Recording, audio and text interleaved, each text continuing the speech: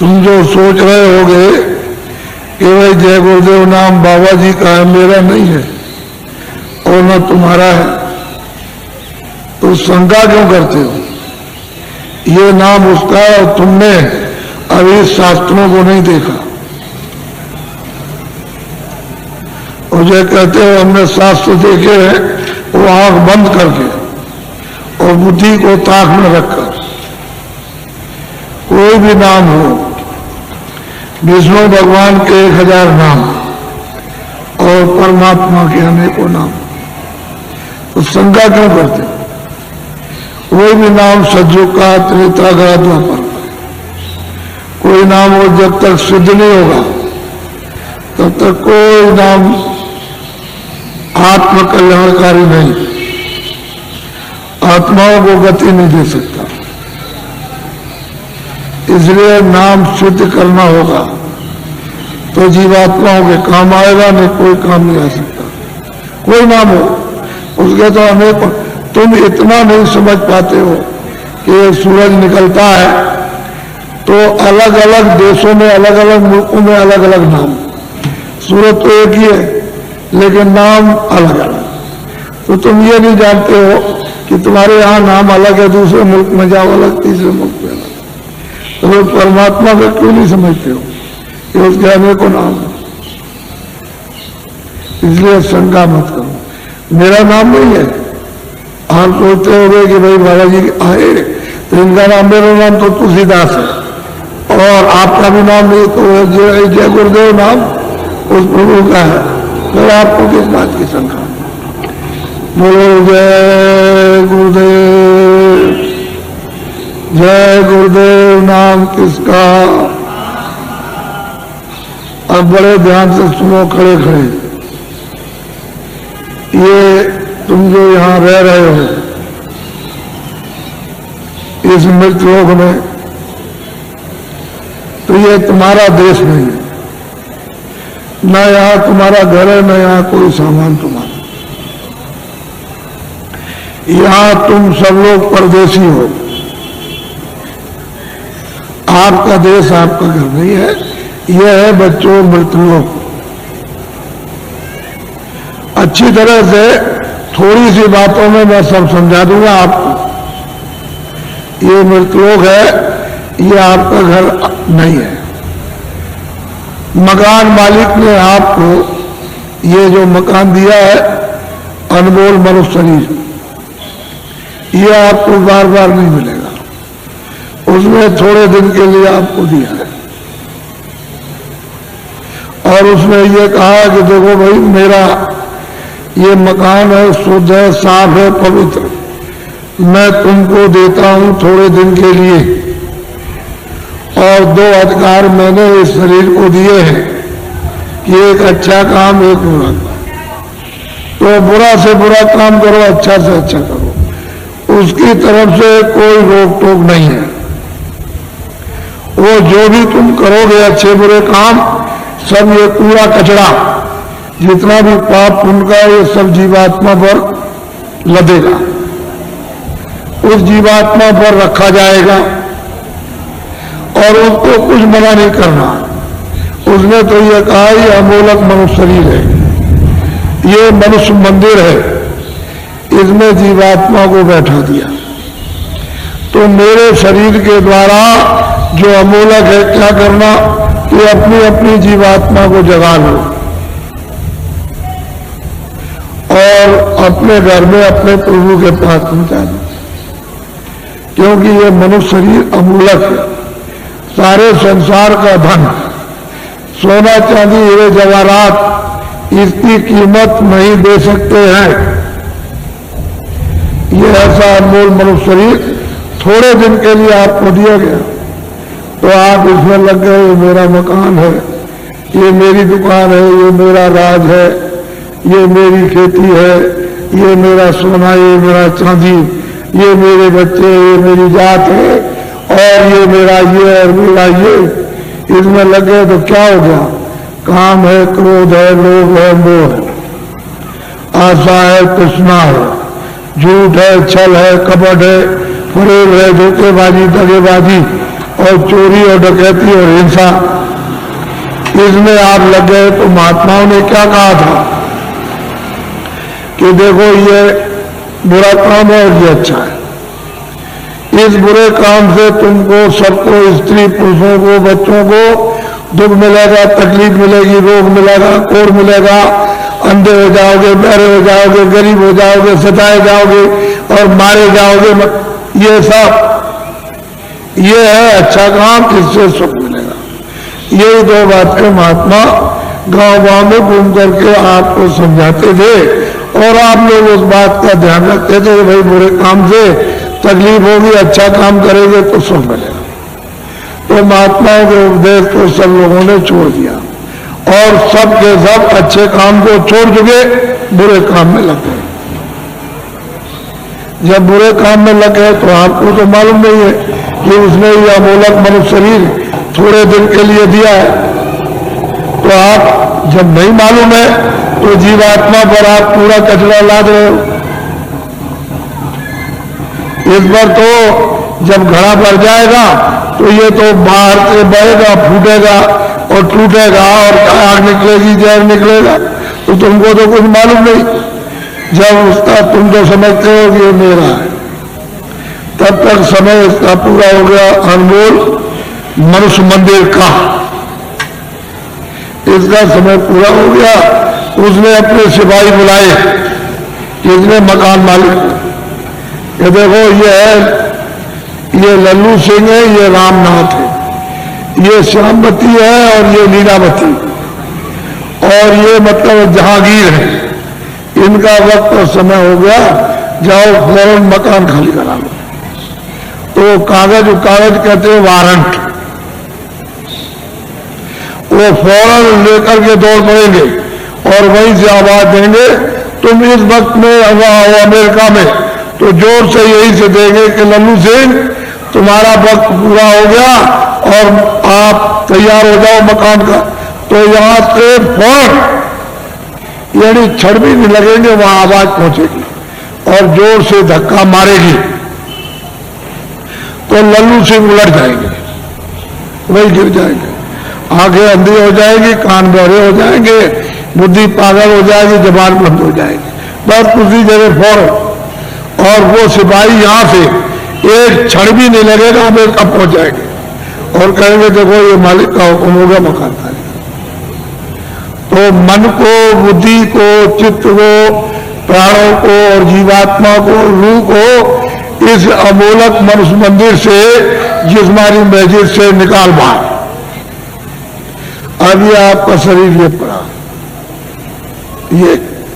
ये मिट्टी है, ये मकान और ये जमीन और ये राज, ये पाट, घर का सामान, दुकान का सामान, दफ्तर का सामान, ये हिंदी, अंग्रेजी, उर्दू, ये आपकी ये पड़ी, ये पड़ा, सब सामान ये पड़ा। अब ये बताओ ये इनमें से कोई सामान तुम्हारे साथ जाएगा? भूल जाएगा। तो तू कैसे कहता है कि मेरा है? ये कैसे कहता है कि मेरा है? ये राज मेरा है, ये दुकान मेरी है, दफ्तर मेरा है, ये खेती मेरी है, ये मेरा है, ये कैसे? ये तो तेरा, ये भी नहीं तो किराए का मकान है। ये नहीं समझा कि खाली हो गया, ये पड़ा। अगर किराए पर न दिया होता तो वो चेतन जीवात्मा जो परमात्मा की अंश है वो कैसे निकाल दी जाती? किराए पर तो मिला और उसका वक्त निर्धारित समय कि इतने समय के अंदर रहो और इसके बाद अपना काम करो, मत करो तो निकलो। तो तुमने क्या, तुमको लाभ क्या हुआ? तुम अचानक में निकाल दिए गए अनमोल मनुष्य मंदिर, ये बार बार मिलेगा? अरे तुम खड़े हो, ये बार बार मिलेगा? कितने युगों के बाद, कितने सतयुग, कितने त्रेता, कितने द्वापर, कितने कलयुग खत्म हो गए और उसका जो पुण्य है वो एक एक बूंद तुम्हारा जमा हुआ मनुष्य शरीर प्राप्त करने का, और कितने युगों के बाद आपको ये मनुष्य शरीर मिला और आपको कहते हैं ऐसे मिल जाएगा? ये कोई तमाशा है? तुम्हारे घर का ये कोई खेल है? कैसे मिल जाएगा? ये अमूलक चीज है, कोई हीरे जवाहरात किसकी कीमत नहीं। लेकिन थोड़े दिन के लिए मिला। इसने जीवात्मा को ये अवसर दिया कि देखो शुद्ध पवित्र मकान है, तुम इसमें अपनी जीवात्मा को जगा लेना और घर में अपने पहुंचा दो पिता के पास, प्रभु के पास, उस मालिक के पास, उस स्वामी के पास जो वो सर्वेश्वर है। इन जीवात्माओं का जो मालिक है, जो प्रभु है, उसके पास पहुंचा दो और मकान मेरा मुझे दे दो, शुद्ध है, सच और साफ देना। तो आपने कुछ शुद्ध साफ रखा, आंख गंदी, कान गंदे, जबान गंदी, मन गंदा, बुद्धि गंदी, चित्त गंदा, जीवात्मा गंदी, हाथ गंदे, पैर गंदे, इतने तुमने कैसे कैसे कर्म किए तो गंदगी को तुमने लाद लिया। ये पहाड़ों की तरह से गंदगी जमा हो गई, तो बताओ इस जीवात्मा का उबार कौन करेगा? मैं वहां वो बात सुनाने नहीं आया जिसको तुम समझ रहे होगे। ये खेती करो, दुकान करो ठीक से, और दफ्तर का काम ठीक से करो।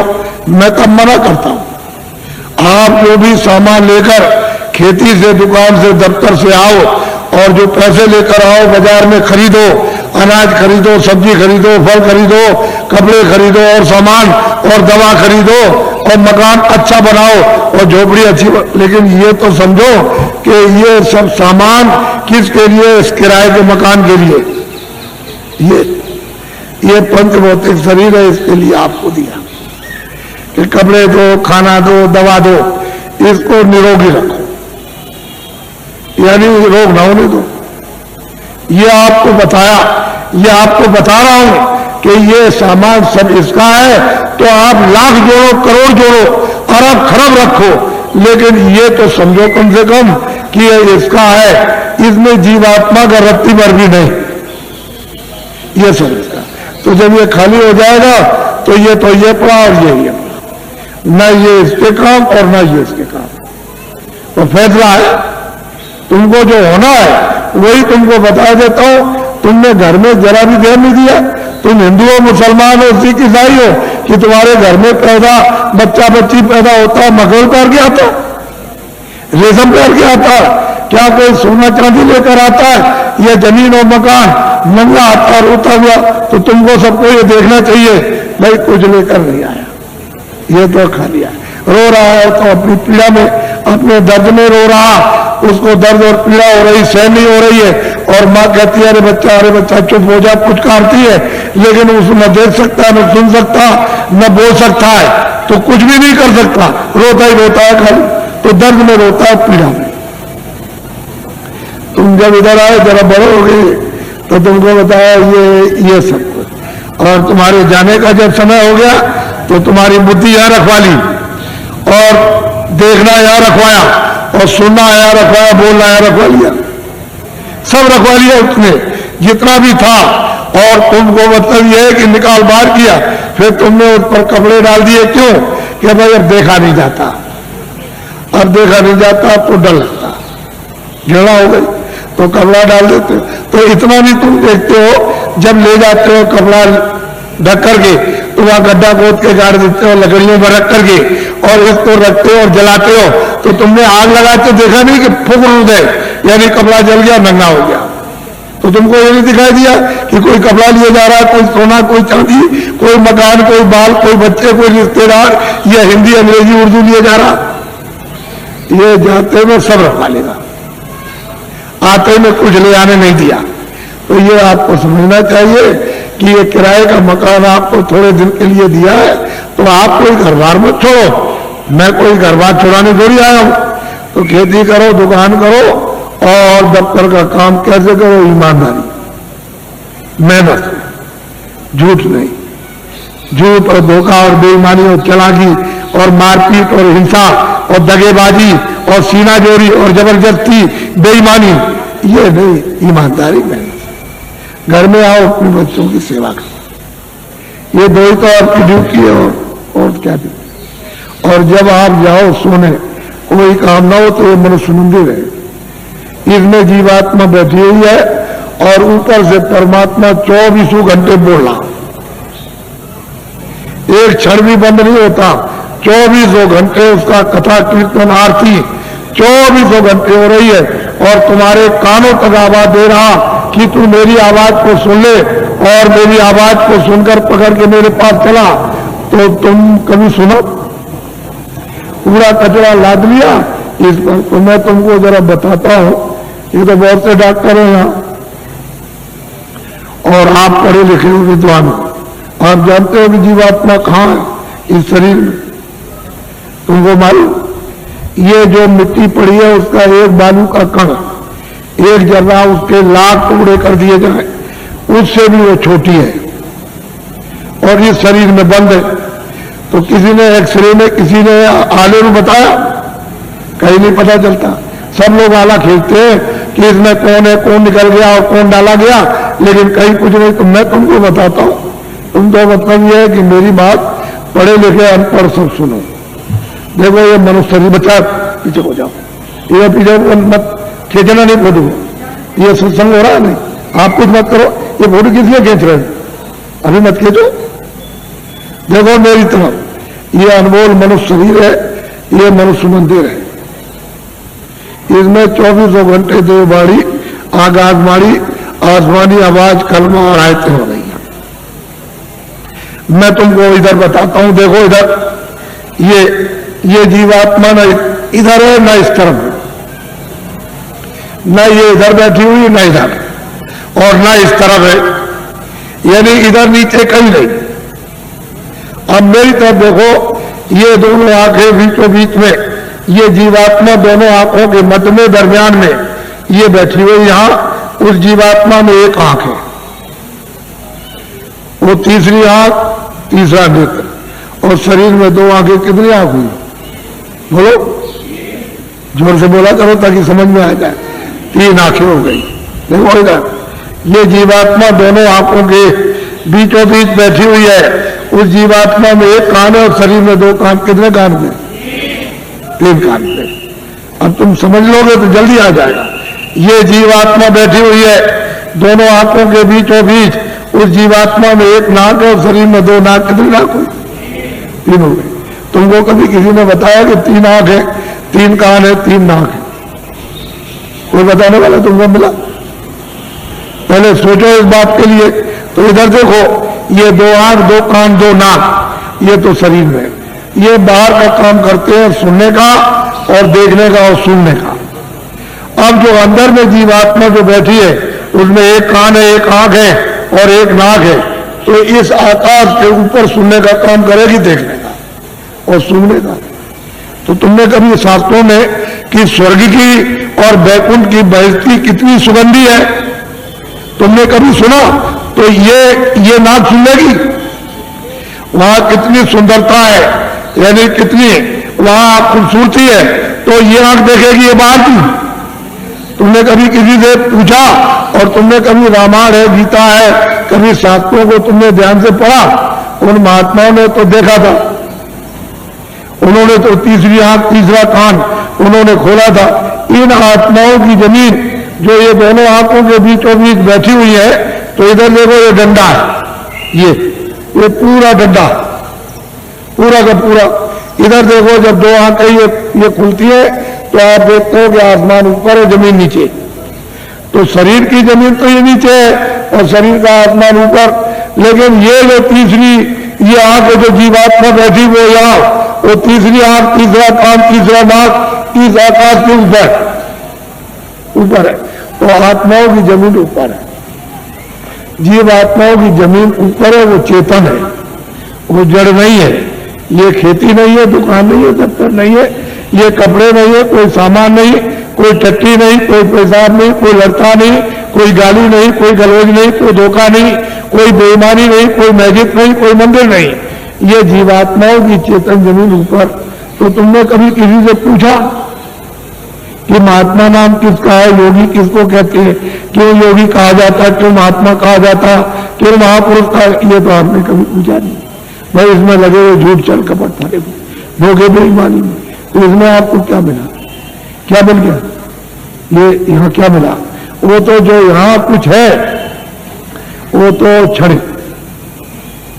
ये तुम्हारे कानों तक ऊपर से आवाज आ रही है, उधर से प्रकाश आ रहा, तो उस प्रकाश का आनंद और उसका देववाणी का वो ठंडक तुमको मालूम होती है इंद्रियों के द्वारा, तो तुम कहते हो जरा सा आनंद मिल गया, फिर और जगह मिलेगा, और जगह मिलेगा, और मिलेगा, वो देखने में मिल जाएगा, पीने में मिलेगा, कपड़े में मिलेगा, मकान में मिल जाएगा, खाने में मिल जाएगा, स्त्री में मिलेगा, बच्चे में मिलेगा, चलो राजपाट में मिल जाएगा, सारी दुनिया पर राज करना, लेकिन वहां गए कुछ नहीं है नहीं। अरे ये मृत लोग हैं, ये भूल भुलैया है, रास्ते से आए तो रास्ता छोड़ दिया, आंखें बंद हो गई, कान बंद हो गए, सब बंद हो गया, रास्ता भूल गए। अब वापस जाने का कोई रास्ता नहीं। तुमको तो मालूम नहीं कि एक ही रास्ता जीवात्माओं के आने का शरीर में, और वापस अपने घर में जाने का एक ही रास्ता, दूसरा कोई रास्ता ही नहीं। और तुम यहाँ भटक गए, चलो वहां चले और वहां चले, उधर चले, तो इस अंधेरे में ये सब अंधकार। उधर तो सूरज निकलता नहीं, उधर सूरज डूबता नहीं, उधर तारे नहीं है, इस तरह के उधर चांद नहीं है। तो तुमने कभी पूछा किसी से कि रामायण में क्या लिखा? रामायण में जो उन्होंने प्राप्त किया वो तो उन्होंने लिखा, गोस्वामी जी ने, तुलसीदास जी ने, और आप रामायण पढ़ते हो तो आपने क्या देखा? आपकी समझ में क्या है, क्या लिखा? इसलिए महात्माओं की बारी आपके समझ में नहीं आ सकती। तभी तो अर्थ का अनर्थ हो गया, और धर्म का अधर्म हो गया, और कर्म का अकर्म हो गया, और सत्य का असत हो गया, और न्याय का अन्याय हो गया, और प्रेम का दुश्मनी हो गई घर घर में। तो बताओ, मैं तो तुमको अमूलक चीज देने आया था, लेकिन अब यह है कि थोड़ी बारिश हो गई तो ये जमीन अमीन भीग गई, तो आप समझते हो हमारे कपड़े गंदे हो जा रहे। कपड़े तो बच्चा गंदे होते ही हैं और होंगे ही, लेकिन जो जीवात्मा जो कितने जन्मों से गंदी हो गई, कभी तुम इसकी सफाई करके इसको आजाद स्वतंत्र कभी करोगे? कभी तुमको ये मौका मिलेगा? ये तो समय निकला जा रहा, अभी बस समय खत्म हो रहा, बहुत तो समय चला गया आपका, बहुत बरस आपके निकल गए, अब ये थोड़े से रह गए, वो भी निकलने वाला। बस फौरन वारंट अभी कटता है और तुमको निकाल देगा। बस सुई की नोक और बालू का एक कण एक जर्रा जाने वाला है, एक किराए का मकान है। तो अमूलक चीज, ये अनमोल मनुष्य मंदिर में ये जीवात्माओं का अमूलक धन। तो तुमने ये तो कभी सोचा नहीं कि भाई हमने जीवात्मा के लिए अभी तक क्या इकट्ठा किया, उसके लिए कौन सा धन कमा के रखा कि जब तुम यहां से जाने लगोगे तो जीवात्मा की रक्षा हिफाजत होगी। उधर तो कोई मदद करेगा नहीं, उधर तो इधर से निकालेगा, और उधर उसने हिसाब कर दिया कि इनको ले जाओ, इन्होंने बड़े मृत लोग में जाकर बड़े दुष्कर्म और बड़े मतलब बुरे काम और पाप कर्म किए, तो उनको ले जाओ, कुत्ते में बंद करो जाकर के। तो कुत्ते में बंद, कुत्ते से निकाला बिल्ली में बंद, बीच से निकाला तो गधे में बंद, गधे से निकाला ऊँट में बंद, तो ऊँट से निकाला किसी पंछी में बंद, तो 4 खाने 84 में चुन लिया। फिर तुमको ये मनुष्य शरीर किधर मिलेगा? तुम तो ये सब जानते नहीं, तुमको तो ये सब मालूम नहीं, तुमने तो देखा नहीं। इसलिए मैं तुमको अमूलक चीज देने के आया हूं। कुछ आत्म धन चलते चला जीवात्मा के लिए, कुछ आत्म धन यानी ईश्वरीय खुदाई रूहों को खजाना, उनको कुछ दे दो जितने शरीर में, तो इसका भला हो जाए, नहीं तो ये जा रही है तो दब गई, ये इसको कौन छुड़ाएगा? बिना महापुरुष, बिना जानकार के इसका रास्ता कौन जानता है? कोई नहीं जानता, सब भटके हुए भूले हुए। तो अमूलक चीज लो, उसको देना चाहता हूं। इसलिए तुम ऐसा मत समझो कि कोई बाबा जी जय गुरुदेव हो या बाबा जी भगवान है। हम तो पक्के आपके सेवक हैं, सेवक। कोई भगवान नहीं है, कोई जय गुरुदेव नहीं है। जय गुरुदेव तो वो है, हम तो आपके सेवक हैं। सेवा करने का मतलब यही होता है कि तुम्हारी गंदगी को साफ, जो तुम्हारी गंदगी धोता है, साफ करता है, उसका नाम सेवक ही है। जितने भी भारत में महापुरुष आए इस प्रभु को प्राप्त करने के लिए इस कलयुग में, वो सब के सब सेवक है। वो कभी महात्मा नहीं बने, न कभी महात्मा बनेंगे, न बने, न उन्होंने कभी इच्छा और न उन्होंने कभी स्वप्ने मतलब ये कभी सोचा। वो तो सेवक, तो तुम लोग उनको पहचान भी नहीं पाते। और उनके पास में अमोलक धन होता, अमोलक खजाना, और तुम ले नहीं पाते हो। इसी जमीन में वो भी आते हैं, इसी जमीन में तुम हो, तुम इसमें लगे पड़े हुए हो और वो यहाँ से निकल के चले गए। तुमको कहते हैं भाई जल्दी कुछ अपना काम करो, नहीं तो ये पराया काम, ये बोझा ढोते हैं, ये तो छूटने वाला है, तो ये शरीर चला जाएगा, ये तो मकान तुम्हारा नहीं है, ये सामान पड़ा रह जाएगा।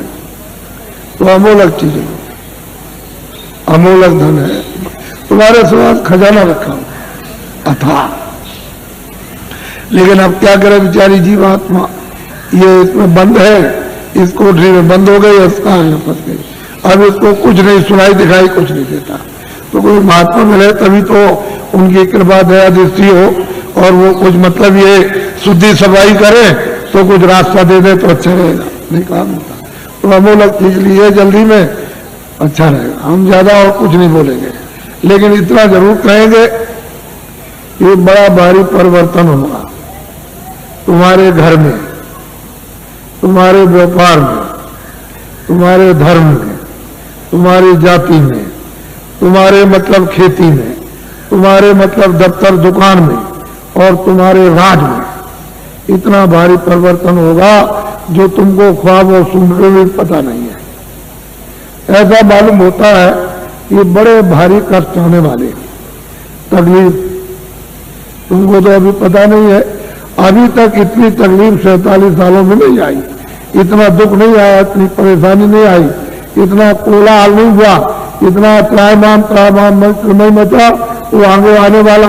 तो तुमने कोई बचाव के लिए सोचा, कोई बचाव की कोई औषधि, कोई चीज आपके लिए कि जिससे कि तकलीफों से बचाओ, तो उसके लिए तो कुछ नहीं। लेकिन मैं तुमको इशारा किए देता हूं ताकि तुम दुकानदार हो, पढ़े लिखे हो, ताकि तुम भी ये समझ जाओ। देखो मेरी विनती प्रार्थना है कि आप कोई भी आंदोलन हड़ताल तोड़ दो। दुकान को बंद करना, दुकान को जलाना, कारखाने को बंद करना, कारखाने को जलाना, दफ्तर को बंद करना, दफ्तर को जलाना, फिर बस को तोड़ना, रेल को तोड़ना, सड़क तोड़ना, ये सब अमानवीय काम आप लोग अपने अपने सब लोग बंद कर दो। ये तुम्हारा काम नहीं है। सही सच्ची बात तो ये है, ये बुद्धि का पागलपन है। इसको तो आप बंद कर दिए। क्यों बंद कर दीजिए? यही जब तुमको राज मिला था और खजाना तुमको मिल गया, फौज फाटा, कागज पत्थर और दफ्तर मिल गए, प्रजा मिल गई, तो इसको सबको उपदेश करना चाहिए था कि ये सब सामान तुम्हारा है। दफ्तर तुम्हारा, खेती तुम्हारी, दुकान तुम्हारी, कारखाना तुम्हारा, बस तुम्हारी, और तुम्हारा मतलब है रेल तुम्हारी, सड़कें तुम्हारी, और तुम्हारे काम आएंगे, सब तुम्हारा है। और ठीक भी बात है। अभी मैं रास्ते में आ रहा था तो रास्ता जाम, तो सड़क तो आप भाई आपकी है, आप आ रहे हो, आपके काम आएगी। तो मतलब इसका मतलब ये नहीं है कि आप नहीं गए उस सड़क पर तो आपके काम आएगी, आप 2 दिन बाद जाओगे तो सड़क जाम हो जाएगी। तो आपको तो जानना चाहिए सब चीजें मेरी है। अब इनको आपने जला दिया, जलवा दिया, जला दिया, तोड़ दिया, फोड़ दिया, दुकान को, दफ्तर को, कारखाने को, इसको उसको, तो ये जो आमदनी का नुकसान हुआ ये किसका हुआ? हे बच्चों, तुमने अपनी आमदनी उसको जला करके खाक कर दी, अब रो रहे हो। तो ये लोग राज कर रहे प्रांतों में और वहां सेंटर में, तो देखा इनको कि भाई अब पैसा नहीं रह गया, अब क्या किया जाए? तो ये बाहर भगे, बाहर से ले आए कर्जा मांग करके, हमारा देश गरीब है तो हमको कर्जा दे दो। सब देशों से मांगा है और सबसे ले आए। कितना ले आए इसको वो जाने, आप तो जान नहीं सकते हो, लेकिन इतना कर्जा ले आए कि दे नहीं सकते, और उस कर्जे का इतना ब्याज होगा नहीं दे सकते हो। अब कौन लगाया कौन नहीं लगाया तो आप जानो, लेकिन मैं तो इतना ही कह सकता हूं। पर ये आपको बताना चाहता हूं कि वो भी जो कर्जा लाए तो खत्म, पता नहीं कहां चला गया। अब ये लोग भगे कि देश कैसे चलेगा, तो वहां सरकारों से मिले हर मुल्क में कि देखो भाई हमारा देश बहुत गरीब है, और मतलब यह है कि अपने देश के बड़े बड़े उद्योगपति से साहूकार पैसे वाले हमारे देश में भेजो, हम सुविधा सब प्रकार की देंगे और वो पूंजी का यानी रुपए पैसे का फैलाव कर दे विस्तार। तो लोग वहां से चल पड़े। तो मैं 4 साल से बोल रहा हूं लगातार कि देखो भाई, उनके आने का यहां मुहूर्त नहीं है।